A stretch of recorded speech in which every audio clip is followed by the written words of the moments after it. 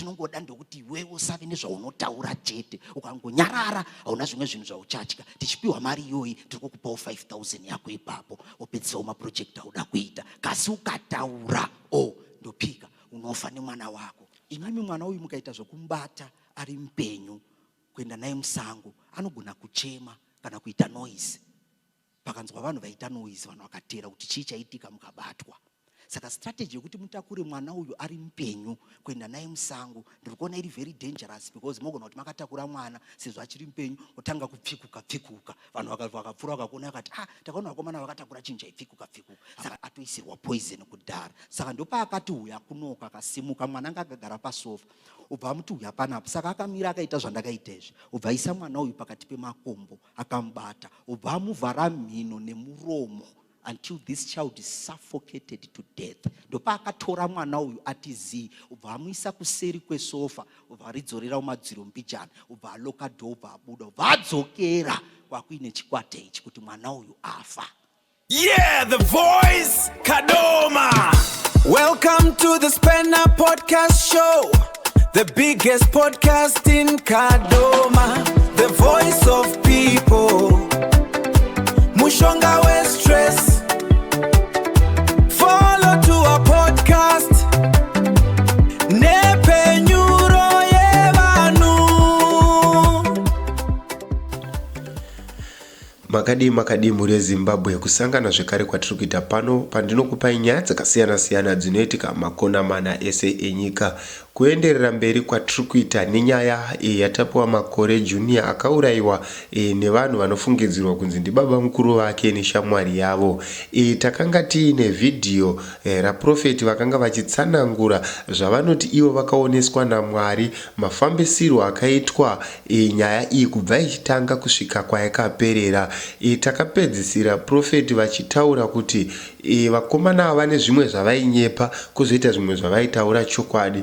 Vanoti mwana uyu haana kunourayirwa kusango, mwana akafira mumba, mwana akapiwa doro rakanga rine poison. Pavakazomutakura kuenda naye kusango, mwana akanga atofa kudhara. Ndokubva vatotora mapatsi ake mamwe akanga asingadiwe panyaya iyi. Ndokubva vazama kuunganidza masanzu vakaisa bhodhi yemwana ipapo, ndokuzama kupisa. Ndokubva zvazoramba nenyaya kuti vakatya kuti moto unoonekwa nevanhu vakazobatwa. Saka ndopa takapedzisira ipapo vachitaura. Ngatipindei muvhidhiyo tinzwe kumberi kwacho kuti chii chakazoitika. Ngatisanganei muvhidhiyo.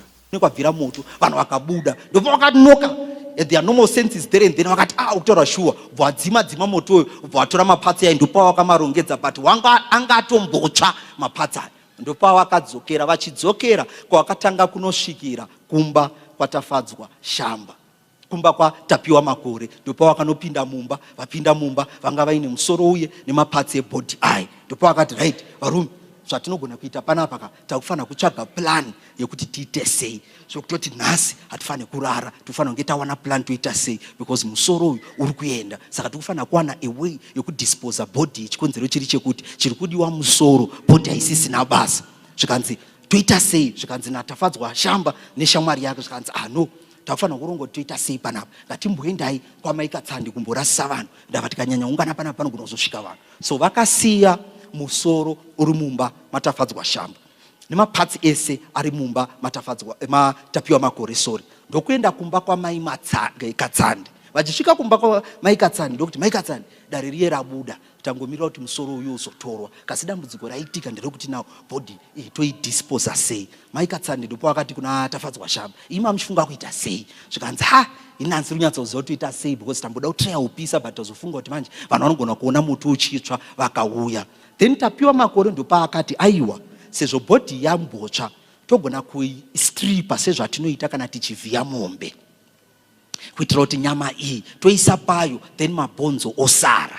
Zvikanzi kana tadaro toita sei. Zvikanzi kana tabvisa nyama iyi togona kuti nyama iyi ikandirwe imbwa. Zvikanzi namai Katsandi, manje nyama ikakandirwa imbwa iri yemunhu hanina kubva ndikure ina ndisana mbona imbwa ichidya munhu. Kuti kana kanda nyama imbwa dzikasadya vanozoona kuti nyama idzi hadzisi nyama dzemunhu here. Zvikanzi namaikatsande, the best option I think togona kuti imimi zvamukutaura mukacheka nyama iyi mukaitrima. Nyama iyi hatifaniri kungoita yekukandira imbwa, tofanira kuita yekubika tokandira imbwa yakabikwa. Pane high possibility yekuti imbwa dzinotya. Zvikanzi wauya zvakanaka. Zvikanzi right vakomana, chidzokerai kumba munobata basa. Saka tafadzwa shamba neshamwari yake ndopa vakadzokera kumba kwatapiwa makore. Vakomana ndopa vagara vakatanga kutrima nyama.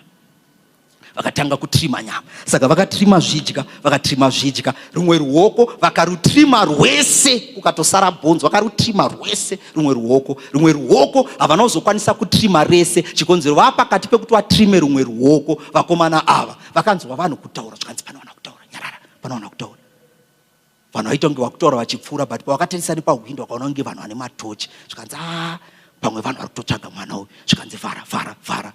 So ndo zvakatadzisa kuti vatadze kutrima mutumbi wese. Saka vakabva vaseparata nyama avaitrima ubva vaisa pasaidi, mapatsi avaitrima ndokuisa futi pasaidi ubva vasiya zvakadaro ubva vambomira. Pavakaona vanhu vaivati nyangara vapedza, ndopavakatora nyama yanga yakatrimwa iye, yanga yakatsva iye, yanga yakatrimwa nemapatsi ubva vasiya musoro ubva vatakurana nazvo pakati peusiku avo ndokuenda kumba kwamaikatsande. Vakasvika kumba kwamaikatsande ndokuti right, tatrima but hatina kuzokwanisa kupedza. Chikonzero chiri chekuti kutrima kwataita tazonzwa vanhu kutaura, saka tatya kuzobatwa tiri pakati pekutrima. Saka patazongoona pasina vanhu ndopatazotakura tichiuya pamba pamaikatsande. Manje pari kuitwa meeting iyi pese apa Tapiwa makore angasara kupi? Kwamaikatsande. Like I told you before that according to this vision Tapiwa makore angari mu on and off relationship namaikatsande.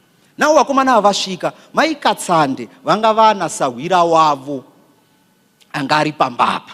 Sahwira wavo according to this vision, manheru ese apa akaenda natapiwa makore musango achiita sei, sahwira wavo angari kumba kwamaikatsande. Saka zvichireva kuti sahwira wavo kuva kwangari kumba kwamaikatsande ikoko zvareva kuti munhu wekuti pakauya vakomana ava vakasvika munhu uyu aripo. According to this vision maikatsande vakatora ruoko rwanga rwatrimwa rese rwasara bhonzo ndokutora rimwe ruoko rwanga rusina kutrimwa rese. Mumba mavo mamwine bhaketi rehupfu ndopa vakatora ruoko rwanga ratrimwa rese bhonzo neruoko rwanga rusina kupera kutrimwa ubva vaisa mubhaketi ubva isa hupfu pamusoro ubva wavhara. Vadaro ndopa vakati kuna tafadzwa shamba, musoro mauya nawo here? Zvikanzi musoro tauya nawo. Zvikanzi varume tiri kufanira kudisposa bhodhi tione kuti tichengetedze zviri kudiwa, because iko zvino zviri kuitika zvacho tinobatwa, ende imimi kuti muchinge masikati muchionekwa muchifamba makabata tutsapo munobatwa, hazvichatoita. Tiri kufanira kutotsvaga plani manheru ano zvipere. Zvikanzi toita sei? Zvikanzi right, nyama iyi yamatrima yese chindipai, ndichaseyana nasahwira wangu uyo achanobika, ini ndobika pano tozoirasirira kuimbwa yabika. Saka which means nyama yemufana vakatobika ubva vatoisa cooking oil ubva vatoisa sauti semabikiro anongoita nyama kuti imbwa dzikakandirwa dzinodya. Saka zvareva kuti maikatsande vanga vane nyama iri kubikwa mumba nemaoko 2 avanga vaisa mubhaketi vavhara nehupfu, kwasara nawo makumbo nemutumbi webhodhi nemusoro. Tafadzwa shamba ndopa akatora saga ubva aisa musoro ubva arisunga ubva asunga, ndopa akabuda ubva aenda mutoileti yanga iri kwana namaikatsande ikoko, ndopa akakanda musoro uye mukati, but wanga uri mutsaga wakasungwa ubva aitawo kukanda pasi ubva pukuta ubva abva ipapo ubva azosvika pamba apa panga pasara makumbo nemutumbi ndava maoko. Tiri kuti haiswa mutini rehupfu, then nyama iyi yakutotanga kuorganizwa kuti ibike, vatoshiyana kudhara kuti vabike izokandirwa imbwa. Tafadzwa shamba ndopa akazobuda natapiwa makore naasahwira waka varipo vatatu vaine mutumbi vaine makumbo vachibuda kubva pamba pamaikatsande. Pavakabuda vakomana ava ndopa vakati varume, zvinhu zvatiri kufamba nazvo zviri dangerous, tiri kufanira kutsvaga plan. Saka vari muroad along the way, mutumbi bhodhi iyi yanga iri musaga mayo, makumbo anga ari musaga mayo, vachitaura kuti zviri dangerous.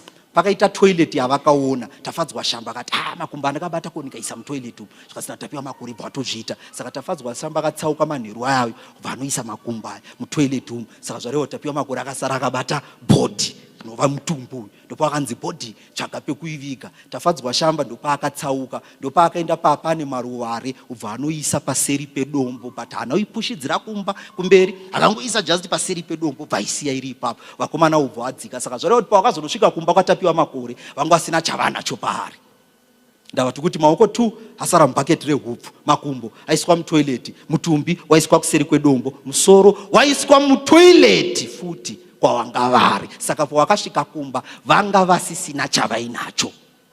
Mangwana acho, in this divine vision, mukomana anonzi Thanks Makore ndokuti right varume, ndiri kusvika ikoko pakati peusiku, tinosangana pamashops panonzi pa44, handisi kusvika kumba. Zvikanzi zvakanaka. Ndopaakanoudza vakomana kuti right vakomana, musoro wako yozotorwa, mari yakuya, saka chiite muno kuti musoro munoutora. Zvikanzi musoro ndiwangu wasara kutoita sei manje. Zvikanzi chiite munotora nanikire musoro, ende mutonudza maikatsando kuti musoro kutoenda, ende munoona kuti moita sei. Vakomana ava ndokwakamhanya kuenda kwamaikatsando. Zvikanzi maikatsando, Thanks Makore akuya, kuya kwakuita Thanks Makore ati hanzi achanomira pamashops, saka tikufana kuenda pamashops kunomupa musoro uyu, ati ndopari kuya uzomirira. Ndopazvanzi mama isa kupi musoro wacho, ndandauisa mutoilet. Zvakanzi chede munotarisa kuti moita sei. Right, vakomana ava ndopavakatora waya yanga ine chimuti according to this vision. Ubva wasunga waya iye pamberi, ndopavakanopinda mutoileti. Ubva washandisa waya iye kutresa tsaga riye mutoileti, ranga ravangaisa mutoileti riye. Ubva wahaka, ubva waita rekudhonza tsaga riye ranga riine musoro. Pawakadhonza tsaga iye vachiribata, ndava ranga rakunhuhwa saga riye, ndopavakabvisa musoro ubva waripisa. Ubva wapiwa fresh saga namaikatsande, ubva waisa musoro imomo. Maikatsande ubva ati maoko aya kuti achiramba futi ari panapa hazvichaita, nyama iyi tatoibika takandira imbwa dzadya, saka maoko aya kuti aramba ari panapa hazvichaita, chiisei futi maoko imomo. Vakomana ndipo vakatora futi maoko anga akaiswa mubhaketi rehupfu riye, ubva waisa muimwe pepa bhegi, kwete yanga ine musoro. Saka vakaenda vachidzokera unosangana naTapiwa makore senior kuti vanosangana naThanks Makore pamashops vaine musoro nemaoko. But pavakasvika vakasvika zveshuwa Thanks Makore, ubva wasangana naye, ubva wapa musoro uyu kuna Thanks Makore. But chokwadi ndechekuti maoko havana kupa Thanks Makore, chikonzero chiri chekuti Thanks Makore akati chiri kudiwa musoro chete, saka maoko tsvagai plan. Saka vakomana ava zvavakaita, Tafadzwa Makore anga akaisa musoro mawo mega, ubva isa maoko aya mawo ega. Remember maoko tati one wangu atotrimwa completely, one wangu asina kutrimwa completely pangu ari mumba mai. Saka vakabva vaisa maoko mupepa bhegi mawo ega, ubva waisa musoro mawo wega. Saka Tafadzwa shamba mukupeka kwaakaita zvinhu zvachizonosvika na Thanks Makore pamashops panonzi pa44, paakatora package, pawakaudzwa naThanks kuti musoro ndoune basa, maoko hana basa. Tafadzwa Makore akabva alright, chimirai ndiise musoro. Saka akabvisa musoro ubva waisa muplastiki yanga ine ruoko chibhonzo changa chapera, ubva asiya ruoko 1 chete. Saka akangopa Thanks Makore zvakadaro. Saka Thanks Makore akatakura kudzoka kuHarare aine musoro nebhonzo yerimwe ruoko. Tiri kufamba tese rapo. Thank you. Thanks Makore achidzoka kuHarare, Tafadzwa Makore ndava asiwa nerumwe ruoko vachidzoka naTapiwa. Vakanzi naThanks Makore, right varume mabata basa, Monday Tuesday ndendadzoka nemari, teta kutopedza nemi makutocelebrate. Vakomana vakatoti thanks mudhara, thanks mudhara. Thanks Makore ndokutora 20 United States dollars ndokupa Tafadzwa shamba. Zvikanzi right vakomana muzotsvagawo drink nevodya. Zvikanzi aiwa maita basa mudhara. Zvikasi Monday Tuesday ndendatodzoka nemari yenyu. Zvikanzi aiwa maita basa. Saka zvareva kuti Thanks Makore akatora musoro kubva kwamurehwa manheru pamashops panonzi pa44, akabva futi pamashops ipapo akafamba manheru kudzoka kuHarare. Saka zvareva kuti hapana akamuona akafamba ari manheru. Vaiziva chitu tasangana naThanks Makore ndiwo vakomana ivava. Saka Thanks Makore paakatora musoro uyu nerimwe pisi yeruoko yanga rasara bhonzo rese achidzoka into the realm of Harare, vakomana ava vanga vasara nepepa bhegi yanga ine musoro. Saka pakudzoka pai ndokuti saka toita sei noruoko, zvikanzi ruoko ingotsvaga pongorikanda. Mukomana ndipo akangoti pakufamba vacheka post, ubvaenda futi pasaidi papane kangu kadumbu, vangokanda futi nanikire ruoko ipapo, ubva asiyana nazvo. Vakomana ndokudzoka. Saka zvareva kuti vakomana ava pavanga vari musoro wanga usisipo, musoro wanga watorwa naThanks makore, wauya kunoku kuHarare nebhonzo rerimwe ruoko. Vakomana wakusara kwavanga vaita, vakomana vanga vadisposa mamwe mapatsi ese, vaine faith yekuti which doctor ari kunoonekwa anobata dare rekuti hatibatwe. So to be frank enough with you, at that particular moment they were not in fear, they had confidence in what they had been said. Now Thanks makore achisvika kunoku kuHarare, already anga atomobilize nevakomana ava kudhara. He did his party, akapa musoro uyu kune vakomana ava vatataura pekutanga. Vakomana ava vakati, right, vakomana mari dzenyu dzinenge dzaready, kungonorwa ritual pachirwa ritual mari dzakutobhadhara. Saka mhenu kana usingati trust togonofamba tese, but kana uchiti trust, Monday Tuesday teta todzoka tatokupa mari yako. Zvikanzi naThanks makore, no vakomana hamungambondivhare, chikuru kuti basa rabatwa chimhanya izvenyu, because vakomana kumushoku vakazonzwa kuti zvaina nepasaidi vanondiuraya kumushoku, because basa ravapinda racho rikuru and kumusha kwacho hanziko hakusisina kutomira mushe, nyaya iyoyi yakutonetsa. Saka please itai mugadzirise dariro vakomana ava tivabhadhare mari yavo. Zvikanzi nevakomana ava anova iye anonzi Shonge naMusiwa, zvikanzi aiwa usatye iwe vanhu vati kudhila navo vasi vanhu kutamba navo vane mari dzavo, kutongosvika chete marituals aya oita vakutotibhadhara mari yedu takutodzoka. Zvikanzi kana zvakadaro zvakanaka, vakomana vadopa vakatora musoro uyu vachikrosa nawo into the realm of Mozambique in the province of Tete, neighborhood inonzi Samora Machel, kune nyanga yandikutaura yacho iyi inonzi Asikuru kana kuti Adelaide Gym, ing'anga yechikadzi inoita mamani rituals ichishandisa mapatsi evanhu neropa revanhu nemhuka. Saka ing'anga isitori yekuita mafanizi nayo. Kutoti ndinge ndichitobata dare irori, harisi dare roti ndinongobata ndisina pandakanyatsotsika pandakatemba. Ing'anga yekuti inokwanisa kuvhiringa munyika imwe yadzisi ng'anga dzekuita mafanizi nadzo. Saka as we speak now, communicating with you, the problem that is transpiring, that the entire nation seems not to understand, is that pandatanga chiprofita indakutaurirai kuti pane macultist, business people ari kuoffer mari to human body parts, but havasi kupinda mumacommunities vachitsvaga mapatsi ava vega. Vari kurecruita vanhu, vari kuzorecruitawo vamwe vanhu kuti mapatsi aya achinge achitsvagwa. Kasi vanhu vacho ava vanova mabusinessmen vane mari nevamwe vanhu vari profound vokuti hazvitokwanise kuti ndinge ndichitovataura, havawanike mumagame ese ivavo. Ivo vanozoonekwa at the later end vachibhadhara mari idzi. So because of that now, the problem that is transpiring, it is this. Now the nation is complaining kuti no, saka musoro vakomana ava vakawisa kupi, and vakomana ava vari kuramba vachitamba dilly-dally, which is a problem that I want to address. Ndava mukatadza kunzwisisa dare iri zvinotipa dambudziko. Dambudziko racho rare kuti vakomana ava tafadzwa shamba ari kuziva kuti musoro wakapiwa munhu, but kwakaenda musoro haasi kuziva. Tapiwa makore dhiriri akaintroducwa kwaari naThanks makore, but Thanks makore ndiye aicommunicata nevanhu ava. Tapiwa makore senior aisakommunicata nevanhu ava. Now Thanks makore wacho akabatwa kuti abvunzwa achitaura kuti musoro uyu uri kupi, akaiswa pakona chaanokwanisa kungotaura vanhu vaakapa musoro uyu futi, which will become another mystery to the nation, because zvichanzi ane vanhu vaataura, because iyewo haana kuzokwanisa kuwanana nevakomana ava kuti vakomana ava vatore musoro. Vakatora musoro uyu vakomana ava ubva vaenda. So the anger inatafadzwa shamba, inatapiwa makore, inaThanks makore, inamaikatsande nevanhu vese vabatwa sofa panyaya iyi, haisi anger yekuti vakauraya mwana uyu. The anger yavainayo anger yekuti mari iyi havana kuzoiwana, saka vakaita zvinhu izvi for nothing. That's the anger that they now have. And because of this now, it is now putting them into a very demonic state of anger and regret, to a level whereby they are going to start to have a spirit of hallucination.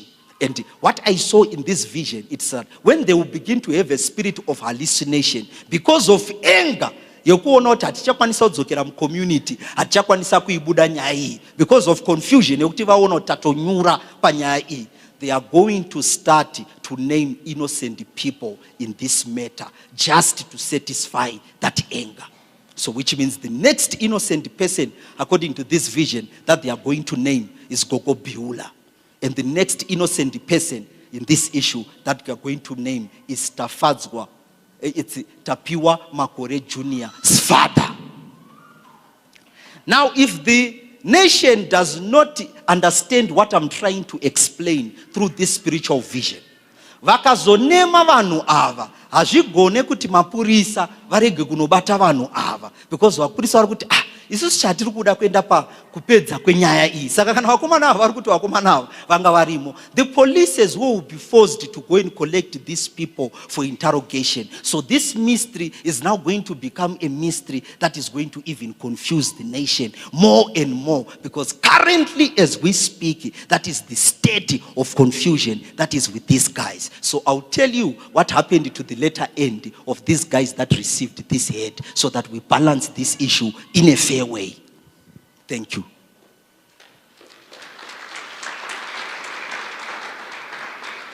Vakomana vakatora musoro ava, ngirozi yakavaratidza, ndataura kudhara, one wachainzi shonge, one wachainzi musiwa.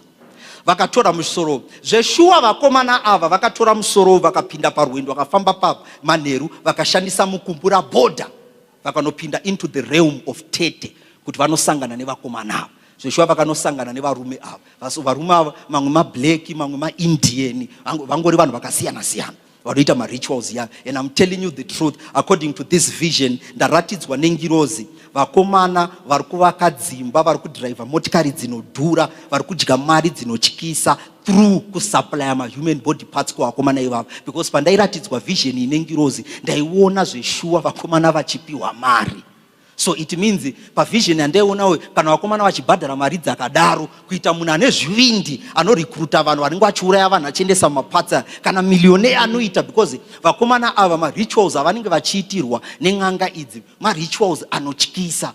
Saka havatetemere kubhadhara mari kuti marituals yayo achinge achiitwa. Saka ndaitoratidzwa muvision nengirozi kuti uine vanhu vari kuvaka dzimba dzinotyisa, vari kudhiraivha motikari dzinodhura, vari kudya mari yavari kuwana nenzira idzodzo. Ndosaka maona chiprofita chichitanga ndataura ndikati please, ngirozi yakanditaurira kuti nyika yeZimbabwe namatai, pane mhepo yadzika muZimbabwe yevanhu ivavo. It's more like a satanic movement.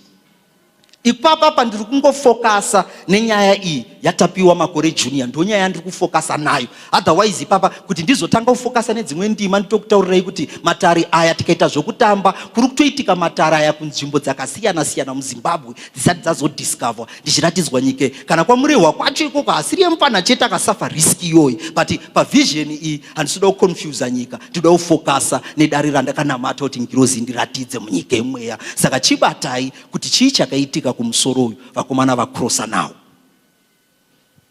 Right. Vakomana ava vakakrosa nemusoro vakanopinda into the realm of Mozambique, Tete province, mu neighborhood inonzi Samora Machel. Ndokunogara n'anga iyoyo, ndokwavanosanganira nemaritualist yayo. N'anga iyoyo ndiyo yatataura kuti inonzi Asikuru kana kuti Adelaide Gym. N'anga iyi in'anga yechikadzi inoitira vanhu human sacrifices, ichishandisa body parts evanhu, ichishandisa ropa, according to this vision yandairatidzwa. Saka paunosvika nemusoro mabuyers achiuya, n'anga ndio inofanira kutanga yakilensa musoro yobva asesa musoro, yaasesa musoro obva yakonfirma musoro kuti musoro unobatika dare. Musoro uchingokonfirmwa wakutoverengerwa mari yako ipapo, wakutoitawo zvauri kuita ipapo. That is in Mozambique. Saka vakomana apo vakasvika nemusoro uyu, mabuyers auya, n'anga iyi iri pakati pekuasesa musoro uyu. Yakataura kuti musoro uyu hausi kubvumwa with the gods. This head is being rejected. Vakomana akati saka zvoitwa sei? Zvikanzi I don't know, but I cannot carry on neprocess. Musoro uyu warambwa. The spirit medium Asikuru yarambwa. Ndakabva ndaratidzwa muvision kuti spirit yaisvikira mukadzi uyu yakauya sei. Rega ndingokupai just in 1 minute kuratidzwa kuti vision yandairatidzwa, it was a serious vision, nanzirita zvokutandara. Mukadzi uyu baba wacho iva n'anga. Saka vari n'anga kudaro vakasangana neimwe n'anga makore yayo obva wapiwa yainzi the charm to rise from the dead. Saka chakaitika ndechekuti charm iyoyo kana kuti gwenzi iroro vangaudzwa kuti igwenzi rekuti gwenzi iri riri strong kusvika palevel yekuti kunyange ukapa munhu akafa ukamuzorera gwenzi irori anomuka. Saka vapiwa gwenzi iri ravainzi unozorora kunyange munhu akafa anomuka. Ivo vakadecida kuita rekudya. Saka pavakadya gwenzi iri vakabva vafa. Vanhu vaona vakafa. Vanhu vakuprepare funeral kuti vavige baba vakadisappear. From that time havana kuzoonekwa. Ndokuzodzoka years vachisvikira pane mwana wavo uyu wandiri kutaura. Saka svikiro racho ndorinonzi asikuru. ASIKURU according to this vision yandairatidzwa ndomweya uri kunzi uri kusvikira pamukadzi ipapo. Right. Now mukadzi uyu aramba musoro uyu kuti musoro uyu uri kurejectwa. Vakomana ava vakabva varamba kubhadhara mari. Zvikanzi hatikwanisi kubhadhara mari because musoro uyu warejectwa and hatikwanisi kuita process ritual yacho. Zvikanzi but that should not be our problem.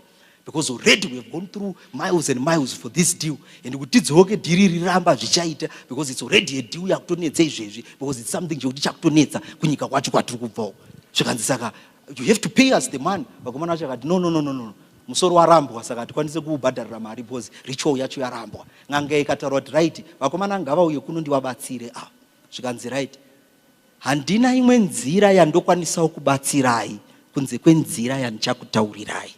Mukatadza kuita zvandikukutaurirai ndo zvamuchasangana nazvo. Zvikanzi right the only way I can help you sezvo musoro uyu warejectwa with the spirits, you have to find a way to carry this head back where you took the head from. If you fail to carry this head back from where you took it from, I cannot help you. You go mad. The person who killed this child will go mad. Mukaita zvokutobvisa hembe mukafa muchibuda makonye.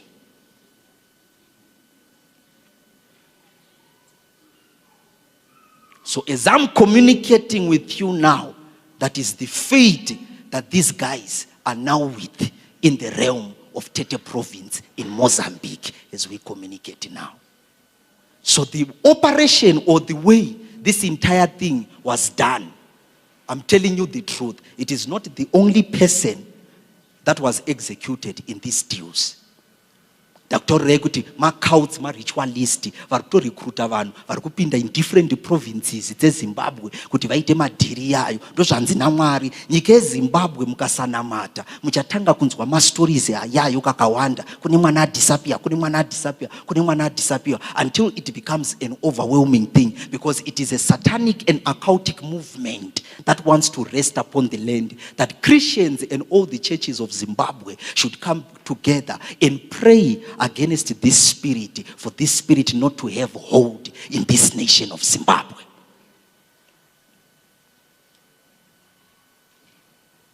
Robatika mushedara ndokwedza kuexplainera iri.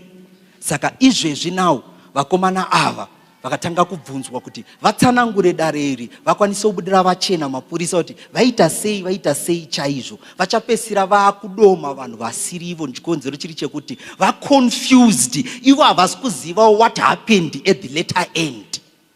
Because they were taken before they could meet with these guys, neither could they have communicated with these guys. They were already taken. So now they are at a state of confusion. And for them to say they don't know, or for them to not offer evidence where police can go, vakanobata kuti ndeapa kana kuti ndeapa, vari kuona kuti zviri kuramba zvichivaisisa pakona. So what is going to happen? They are going to try to ease off kona yavari kuiswa painvestigation nokuwanza mastori yokuti mapurisa anenge achibuda achinzi endai kudzo buda achinzi at least kumbobvisa attention yeCID pavari, because naivo futi vatowo confused, havachazoti dare iri chii chakazoitika at the later end. So the solution to this problem, to the land of Zimbabwe, it takes you, me, and every Christian that is in this land of Zimbabwe. The divine spirit said, if we come together to pray, to break this cycle in the spirit realm, these guys will not have to come and drop the head. These guys will have to confess. Saka zvareva kuti tikashandisa simba remweya mutsvene, nyaya iyi inobuda vanhu vanouya vachikonfesa kuti varume tiregererei, uyu musoro wacho uyu. That is the solution that this nation must have for this problem, according to this spiritual, divine, supernatural vision. I rest my case here for now.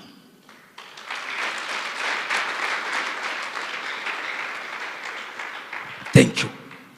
Rabatika mushedare. Thank you. So, kune vanhu vainditi pandakataura kuti no, dare rinda kuti ndimbori-tsvaga munyika yemweya. Kune vanhu vaishauta, unodi kugara wataure kana waratidzwa kuti tikataura, ndikati nyaya iyi inyaya yanetsa kwenguva yakareba. Tine maprofeti muZimbabwe, tine maspiritualist muZimbabwe vakanyarara. Indoti no, kana nyaya yanetsaka indiri munhu anombobatsira vanhu. Mabatsiro andinongoitira vanhu rege ndimbopindawo pamunamato ndikumbire kuratidzwa dare iri. Handione dambudziko ranga raita nevanhu, kasi munoziva kune the sons of Belial pachinhu chese chakanaka chinoda kuitwa nemunhu vanoda kushora. Pakasava nemunhu anoita stand out achipakurirawo nyika kuti ndo mamiriro azvakaita, vanoti maprofeti ese mabharanzi vakanyarara. Pakaita neanosumuka kuti ataure uda kunyepera vanhu zvakati. So you find kuti people are always entitled to their opinion. Saka sezvo ndichiziva zvinhu izvi handina kuzvitaurira kuda kufadza chaunga kana kuti kuda kuonekwa. Ndazvitaurira ndava rufu rwemwana uyu rwakandirwadzawo, ndikati Mwari ndipindewo pamunamato ndipakurire kuti chii chaicho chakaitika. What was the intention of these guys to kill an innocent child? That's what triggered me to enter into prayer, to look for this spirit spiritually, until this vision was released through the ministration of the angel of God and the gift of prophecy. Ndowe mystery and kukupakurirai nhasi. Saka Mwari vati the solution to this problem is for the nations, for the nation of Zimbabwe, the Christians that are in this nation and the churches that are in this nation, to pray together to ask God to intervene so that these people can confess. Kana nchiti confess, simba ra Mwari rinodhonza vanhu ava vabude pachena vega kuti mawadiwa rege titaure chokwadi, tisitati nawo uyu tatsoka nawo. Mukibata mushidariri. That is the equation that is at this state. But other than that, panobatwa ma-spiritual syndicates enzira dzakasiyana-siyana, pakazopedzisira pakutoiswa conclusion dzisiridzo padare irori, kana pakazopedzisirawo pazongonzwa I think pamwe musoro uyu uripo ndiwo, hati ndisina ziya kuti toita sei pakati, because vakomana ava vari kuramba vachingosvetuka havasi kubuda pachena. Saka dare iri ndaritaurira kuti kana papane vanhu muZimbabwe vari kuti kasi vakomana ava utsinye hwavakaita uyu chinangwa chavo changa chiri chei? Havana kutaura vakomana maakuziva chinangwa chavo. Kana papane vanhu vari kurwadziwawo nenyaya iyi, vari kufungidzira zvakasiyana-siyana, mava nechokwadi chamaakuziva kuti right, so all this while this is what has transpired. So this is the mystery that happened in the entirety of this case. And when you look at it clearly, the homicide and the police are working tirelessly to solve this mystery to a level yekuti pandaitoratidzwa vision iyoyi nengirozi, ndaitoratidzwa nengirozi kuti ma-CID chaiwo vari panyaya iyoyi vari kubata dare iyoyi vari kutoswera vasina kudya up and down vachitraya kusolve a mystery. Muri yeZimbabwe chinondirwadza ndechekuti musoro wemwana sei uri kushayikwa kana tine vanhu vanooneswa zvakadai so, vanotsanangura zvakadai so. Ini ndoona sekuti vanhu ava dai vagona kutibatsira kuti musoro wemwana unyatsokuonekwa pauri pamwe muri yeZimbabwe ingadzika miso hana, nekuti iko zvino munhu wese akabatikana nenyaya iyi, hakuna asiri kurwadziwa nenyaya iyi. Ndinofunga kuti munhu wese angafare akanzwa kuti musoro wemwana wawanikwa. Tinokumbirisa vanozviti vanoona, vanozviti vanobatsira, nevanozviti vanogona kugadzira vanhu vachiterwa nenyuchi, vachipenga, vachiita sei. Ndinokumbira kuti dai apa zvagona kubatsirwa saizvozvo kuti vanhu vakaita zvinhu izvi, kana vari vana Tapiwa makore variko kujeri kwavari, nevanhu vari kutaurwa ivavo kunzi vanga varimo mudhiri iri kai, dai zvagona kunangana navo vabuditsa pachena kuti no musoro takaupiwa tikazokundikana kuushandisa nekuda kwezvakati tikauyisa uku kana kuti zvakazofamba so. Ndinofunga kuti nyika yeZimbabwe ingarerukirwe naizvozvo. Ndiro vhidhiyo ranga ndinaro muzuva ranhasi muri yeZimbabwe. Ngatisangane pachikamu chinotevera. Bye bye.